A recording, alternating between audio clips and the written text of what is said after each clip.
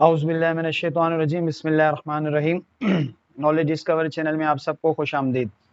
आज का एक और मोस्ट इम्पॉर्टेंट टॉपिक है और वो है फॉरेन पॉलिसी, जिसे हम खारजा पॉलिसी कहते हैं। तो स्टार्ट करते हैं हम। सबसे पहले हम खारजा पॉलिसी की तारीफ को डिफाइन करेंगे, और अगर इंग्लिश उर्दू की बात की जाए तो इसकी सिंपली एक छोटी सी डेफिनेशन है, a relationship between two countries it is called foreign policy. दो ममालिक के आपसी ताल्लुकात को खारजा पॉलिसी कहते हैं। सिंपल सी डेफिनेशन है। या अगर आप इसको जो है ना मजीद इजाफा करना चाहते हैं इसके अंदर, तो इसमें है किसी मुल्क की खारजा पॉलिसी हमेशा कई कुव्वतों के बाहिमी तामुल की पैदावार होती है। विच मीन्स कोई भी खारजा पॉलिसी जब भी बनाई जाती है तो वो बहुत सारी चीजों को का मिक्सचर होती है, उसको मिलाकर जो है ना वो तश्कील दी जाती है। फॉर एग्जाम्पल आइडियोलॉजिकल, हिस्टोरिकल यानी नजरिया या तारीख के एतबार से, या माशी तौर पर, या जोग्राफिकल कंडीशन के एतबार से, या सियासी कुव्वतों के अवामिल के एतबार से। फॉर एग्जाम्पल अगर हम इंडिया के बारे में अपनी खारजा पॉलिसी बनाते हैं तो हमारा हिस्टोरिकल बैकग्राउंड इसमें बहुत ज्यादा अमल दखल करता है और करेगा, क्योंकि हमारे उनके टर्म्स एंड कंडीशन उस तरह के नहीं है। अमेरिका के साथ बनाएंगे हम खारजा पॉलिसी तो हम हमेशा चेंज बनाते रहेंगे।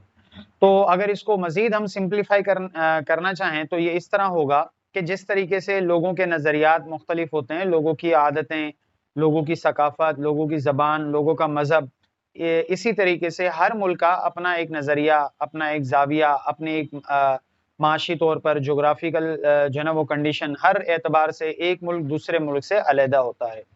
लेकिन सबसे जो मोस्ट इम्पॉर्टेंट चीज है इसके अंदर वो है आपका नेशनल इंटरेस्ट। नेशनल इंटरेस्ट आपका जिस मुल्क के साथ जितना मजबूत होगा, आपके उस मुल्क के साथ उतने ही बेहतरीन ताल्लुकात होंगे। अगर इंडिया के साथ हम बात करें तो देखा जाए तो इंडिया के साथ पाकिस्तान के सबसे अच्छे ताल्लुकात होने चाहिए थे, लेकिन चूंकि हमारा नजरिया एक दूसरे के साथ नहीं मिलता, इस वजह से हमारे ताल्लुकात हमेशा से खराब रहे हैं।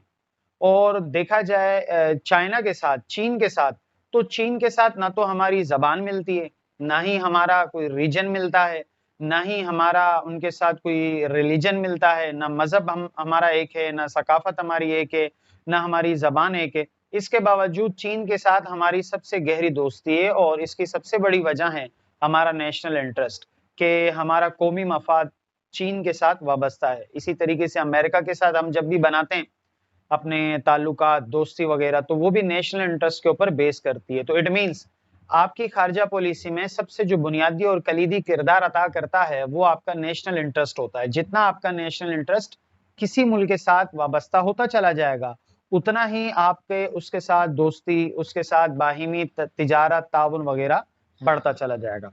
तो सब उसके बाद डेफिनेशन के बाद हम दूसरी जो बात करने जा रहे हैं वो करने जा रहे हैं कि आपकी खारजा पॉलिसी की जो प्रिंसिपल्स हैं वो कौन कौन से हैं। तो सबसे पहले तो है मुल्क की आज़ादी और इक़्तिदार आला का तहफ़्फ़ुज़, कि हमेशा हर मुल्क चाहता है कि वो एक इंडिपेंडेंट अपनी खारजा पॉलिसी बनाए और अपने इक़्तिदार का जो है ना वो तहफ़्फ़ुज़ को बरकरार रखे, सोवेरेंटी अपनी जो है ना वो कायम रखे, फ्रीडम अपना हमेशा जो है ना वो कायम रखे, बालादस्त होके अपनी खारजा पॉलिसी बनाए, ना कि किसी के ज़ेरे नगी आके, प्रेशर में आके अपनी खारजा पॉलिसी बनाए। तो दूसरा पॉइंट अगर हम देखते हैं पाकिस्तान की खारजा पॉलिसी के एतबार से, पहला पॉइंट भी पाकिस्तान की खारजा पॉलिसी के एतबार से था, दूसरा पॉइंट भी पाकिस्तान की खारजा पॉलिसी के एतबार से है कि पाकिस्तान के मुस्लिम ममालिक के साथ ताल्लुकात। तो ये पाकिस्तान का मोस्ट इंपॉर्टेंट पॉइंट है खारजा पॉलिसी का। पाकिस्तान के हमेशा से हर मुस्लिम ममालिक के साथ ताल्लुकात बहुत अच्छे रहे, चाहे वो सऊदी अरेबिया है, चाहे वो ईरान है, अफगानिस्तान है, इवन के बांग्लादेश 1971 के बाद हमसे जुदा हो गया, उसके बावजूद भी हमने हमेशा कोशिश की कि बांग्लादेश के साथ अपने ताल्लुकात बेहतरीन तरीके से इस्तवार किए जाएं। इसके अलावा इराक है, शाम है, लीबिया है, फ़लस्तीन के मसले पर पाकिस्तान हमेशा खुल के बात करता रहा, और कश्मीर के मामले से तो हम हमेशा ही स्टैंड लिए हुए हैं, और फ़लस्तीन की वजह से हमने आज तक इसराइल को तस्लीम नहीं किया। तो इट मीन्स पाकिस्तान के मुस्लिम ममालिक के साथ ताल्लुकात बहुत ज़्यादा बेहतरीन हैं शुरू दिन से लेके, क्योंकि पाकिस्तान जिस बेस पर बना है कि after the creation of Madina Munawwara Pakistan is the only country in the world, के जो बेस और terms and condition Madina Munawwara की थी कि कलमा तैयबा की बेस पर जो है ना वो मदीना मुनव्वरा की तामीर रखी गई, उसकी क्रिएशन की गई, same as it is Pakistan की बेस भी इन्हीं टर्म्स एंड कंडीशन के साथ वाबस्ता है। तो पाकिस्तान तमाम मुस्लिम उम्मा को, तमाम मुस्लिम ममालिक को एक जिस्म की मानिंद तस्वुर करता है, उनके दुख दर्द के अंदर जो है ना वो शामिल होता है, उनकी खुशियों में शामिल होने की कोशिश करता है। पाकिस्तान हर मुस्लिम कंट्री के साथ हमेशा ताउन रखता है। Pakistan for example Saudi Arabia की फौज को ट्रेन करता है। पाकिस्तान ने पास्ट के अंदर, माजी के अंदर बहुत सारी मुस्लिम ममालिक की फौज को जो है ना वो ट्रेन किया है। और हाल ही में जेएफ थंडर जो है वो नाइजीरिया ने पाकिस्तान से खरीदे हैं, जो कि मुस्लिम मुल्क है। तो पाकिस्तान यहाँ से ये बात साबित होती है कि पाकिस्तान मुस्लिम कंट्रीज के साथ हमेशा से अपने ताल्लुकात बेहतरीन रखता है। फिर इसके बाद है रीजनल कोऑपरेशन, हमारा इलाकाई ताउन। इलाकाई ताउन में हमारी एक तंजीम है जिसका नाम है SAARC, SAARC, south Asian association regional corporation. SAARC की ये तंजीम है। तो इसके अंदर पाकिस्तान, हिंदुस्तान, नेपाल, भूटान, मालदीव्स, श्रीलंका, बांग्लादेश वगैरह, ये सारे ममालिक इसके अंदर शामिल है। इवन के अफगानिस्तान भी अब इसके अंदर शामिल हो चुका है। तो ये एक जो है ना, जिस तरह से यूएनओ पूरी दुनिया के अंदर काम करती है, इस तरह ये ममालिक कोशिश करते हैं कि सार्क के थ्रू एक दूसरे के साथ ताल्लुकात बेहतरीन बनाए जाएं, तिजारत ट्रेड की जाए एक दूसरे के साथ, एक दूसरे के टर्म्स एंड कंडीशन अच्छे बनाए जाए। और पाकिस्तान हिंदुस्तान के बाद दूसरा मुल्क है जो सबसे ज्यादा सार्क के सेक्रेटरीट को फंड देता है, 25%। फिर इसके बाद अगले पॉइंट पर चलते हैं कि बड़ी कुव्वतों के सियासत से एहतराज या उनसे अलहदगी के जो सुपर पावर कंट्रीज हैं, जिसे हम वीटो पावर भी कहते हैं, वो 5 ममालिक हैं। उसके अंदर चाइना आता है, उसके अंदर रशिया आता है, फ्रांस आता है, उसके अंदर यूके आता है, उसके अंदर अमेरिका आता है। तो ये 5 जो वीटो कंट्रीज हैं, इनकी सियासत से हमेशा हर मुल्क चाहता है कि अपने आप को दूर रखे। इसकी सबसे बड़ी वजह यह है कि आप अगर किसी सुपर पावर कंट्री के क्लोज होते हैं, उसके साथ ताल्लुकात बेहतरीन बनाते हैं या उसके साथ क्लोज रिलेशनशिप बनाते हैं, तो दूसरे मुल्क जो सुपर पावर कंट्री है उसको आपसे इख्तलाफ होना शुरू हो जाता है। वो नहीं चाहता कि कोई दूसरी रियासत, दूसरा मुल्क, दूसरी कंट्री उसके अगेंस्ट किसी सुपर पावर के तौर पर खड़ी हो सके। फॉर एग्जाम्पल, एक जमाने में पाकिस्तान अमेरिका के कैंप में था, तो रशिया हमेशा पाकिस्तान की मुखालफत में रहा। इवन के सोवियत यूनियन की इतनी बड़ी जंग हुई अफगानिस्तान के अंदर, पाकिस्तान ने, आप सबको मालूम है किसका साथ दिया, तो रशिया टुकड़े टुकड़े हो गया। और पाकिस्तान हमेशा एक कैंप से दूसरे कैंप पर भी जो है ना वो अपनी सियासी बुनियाद पर शिफ्ट होता रहा है। बहरहाल आज के दौर में पाकिस्तान की पोजीशन बहुत ज्यादा मुस्तहकम है, बहुत ज्यादा स्ट्रॉन्ग है। तो इस सूरत हाल के मद्देनजर कोई भी इन सुपर पावर कंट्रीज में से कोई भी कंट्री पाकिस्तान के अगेंस्ट स्टैंड अप होकर स्टैंड नहीं ले सकती, खड़े होकर पाकिस्तान के खिलाफ सामने खुलकर सामने नहीं आ सकती।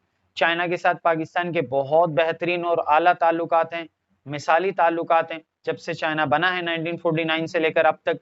और इसके अलावा अमेरिका के साथ तो पाकिस्तान के पहले से अच्छे ताल्लुकात थे, और अब आके 2018 के बाद से या उससे पहले से पाकिस्तान और रशिया के ताल्लुकात भी बेहतरीन होते चले जा रहे हैं। लेकिन फिर भी एक ऐसी डेवलपिंग कंट्री जो अभी डेवलप कर रही हो, जो तरक्की पजीर हो, उसके लिए फिर भी एक बहुत बड़ी रुकावट होती है कि वो किसी मुल्क के साथ बिल्कुल ही गठजोड़ ना कर ले और दूसरे किसी मुल्क को इग्नोर ना करे।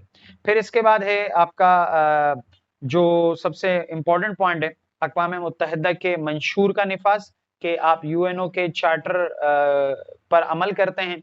पाकिस्तान हमेशा से ही, जब से पाकिस्तान मार्ज़ वजूद में आया 14 अगस्त 1947 में, फिर सितंबर के महीने में पाकिस्तान ने ज्वाइन किया यूएनओ को, तो तब से लेके अब तक पाकिस्तान यूएनओ के चार्टर पर अमल पैरा रहा है। पाकिस्तान की फौज की एक बड़ी तादाद यूएनओ के अमन पीस फोर्स के अंदर भी है और उसके अंदर अपनी खिदमत सर अंजाम देती है और वहां पर अपनी जो है ना वो सरगर्मियां एक्टिविटीज रखती है। तो पाकिस्तान की फौज मुख्तलिफ ममालिक में भी जाती है, अपनी जो है ना वो खिदमत भी वहां पेश करती है। तो पाकिस्तान को इस हिसाब से काफी ज्यादा अप्रिशिएट भी किया जाता है, पाकिस्तान को काफी हिसाब से जो है ना वो फंड्स वगैरह भी दिए जाते हैं।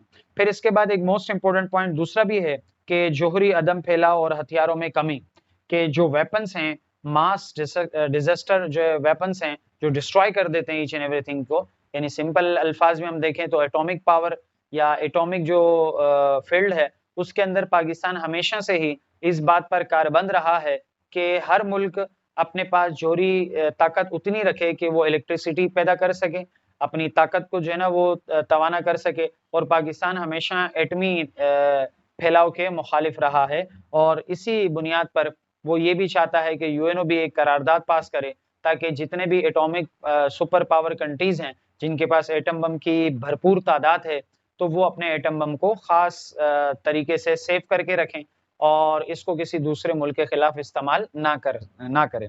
और सबसे लास्ट पॉइंट है जो हम डिस्कस करने जा रहे हैं, और वो पॉइंट है कि खारजा पॉलिसी के, पाकिस्तान के खारजा पॉलिसी के 5 अहम अदवार के 5 एरा हैं, 5 important era of Pakistan foreign policy. उसमें सबसे पहला जो है वो खुद मुख्तियारी का दौर रहा है आपके पाकिस्तान का, सोवेंट्री पाकिस्तान की बरकरार रही है। जो पहला दौर था वो 1947 से लेकर 1953 तक का दौर है। दूसरा आपका दौर है वो आपकी फ्रेंडशिप का दौर है, इत्तेहादी दौर है, आप दोस्ताना ताल्लुकात ममालिक के साथ कायम करते रहे हैं, वो 1954 से लेके 1962 तक का है। और तीसरा जो आपका पॉइंट है वो है दो तरफाना ताल्लुकात का दौर है कि आप जो है ना ट्रेड कर रहे थे दूसरे ममालिक के साथ, आप दूसरे ममालिक के साथ अपने रिलेशनशिप्स बना रहे थे, वो 1963 से लेके 1978 का दौर है। और पॉइंट नंबर जो 4 है वो गैर जानिबदाराना दौर है कि आप किसी के साथ इन्वॉल्व नहीं थे, आप अपने आप को हमेशा साइड पर रखकर आपने जो है ना वो काम किया। 1979 से लेके 1989 तक का ये आपका पॉइंट नंबर 4 है। पॉइंट नंबर 5 है कि सर्द जंग जो आपकी हुई थी, कोल्ड वॉर जिसे हम कहते हैं, 1990 से लेकर 2001 तक जो सोवियत यूनियन की एक जो है ना वो जंग लड़ी गई, और बहरहाल ये 1989 से लड़ी गई थी और 1991 के अंदर इसका इख्तिताम हो गया था। सर्द जंग के बाद से जो पाकिस्तान की खारजा पॉलिसी रही उसमें बिल्कुल ही चेंज रहा है। आप अमेरिका के ज़्यादा करीब होते चले गए और रशिया आपको अपना दुश्मन समझता रहा। फिर उसके बाद पॉइंट नंबर 6 और लास्ट पॉइंट है इंसदादी दहशतगर्दी का आलमी दौर के वॉर अगेंस्ट टेररिस्ट जो कि मशहूर ज़माना है। 2001 11 सितंबर 2001 से लेके आज तक आपके पाकिस्तान की खारजा पॉलिसी में अहम नुक्ता रहा है कि दहशतगर्दी के खिलाफ जंग में पाकिस्तान का किरदार रहा है। तो ये अदवार थे कुछ पाकिस्तान के मुख्तलिफ। आई होप कि ये इस साल के लिए काफ़ी ज़्यादा इंपॉर्टेंट है, ये आप याद कीजिएगा, इन पॉइंट्स को अपने पास सेव करके रखिएगा। कोई भी आपका कमेंट हो, कोई भी आपका क्वेश्चन हो, आप जो है ना वो कमेंट बॉक्स के अंदर ज़रूर लिखिए। वीडियो आपको कैसी लगी आप कमेंट बॉक्स के अंदर ज़रूर बताइए। आपके कमेंट्स, आपके लाइक्स और आपके शेयर्स हमारे लिए काफ़ी ज़्यादा इंपॉर्टेंट होते हैं। नॉलेज डिस्कवर चैनल को जो है ना वो लाइक कीजिए, सब्सक्राइब कीजिए और दूसरों तक शेयर कीजिए। इंशाल्लाह नेक्स्ट वीडियो के अंदर फिर आपकी खिदमत में हाजिर होंगे। अस्सलाम वालेकुम व रहमतुल्लाहि व बरकातुहू।